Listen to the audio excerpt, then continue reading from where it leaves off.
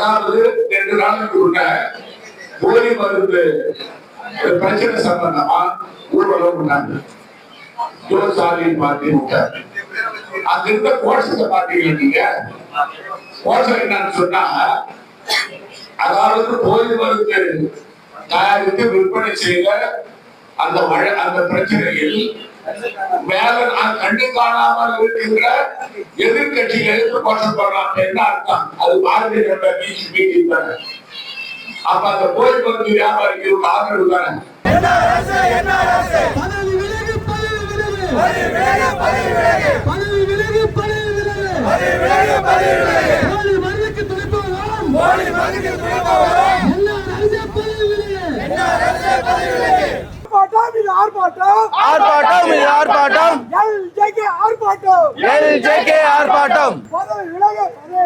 பதவி விலகு, பதவி விலகு, என்ஆர் அரசை பதவி விலகு.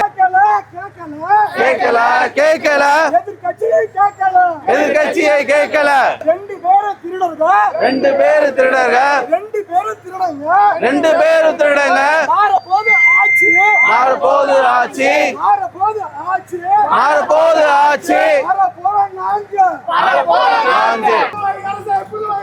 புதுவை அரசு, புதுவை அரசு, மருத்துவ ஊழல் புதுவை அரசு பதவி விலகு, பதவி விலகு, உடனடியாக பதவி விலகு.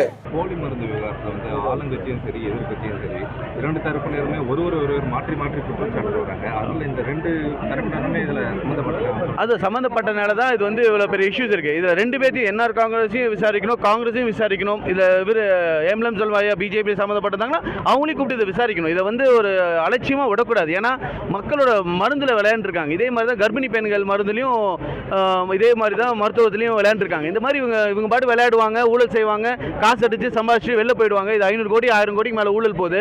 இதெல்லாம் யார் பதில் சொல்கிறது? பிஜேபி இதில் இன்வால்வ் இருக்கனால இது ஒரு கம்பைன்ட் இன்வெஸ்டிகேஷனாக பண்ணாதான் இதில் ஒரு உண்மை வெளியே வரும். ஸோ அதுக்காக இது ஒரு combined investigation, CBI including with இடி, அது போக ஒரு ரிட்டையர்டு ஜட்ஜஸும் வச்சு ஒரு கம்பைன்ட் கமிட்டியாக செஞ்சு விசாரிச்சா இன்னும் பெட்டராக இருக்குங்கிறது என்னோட ஃபீலிங்.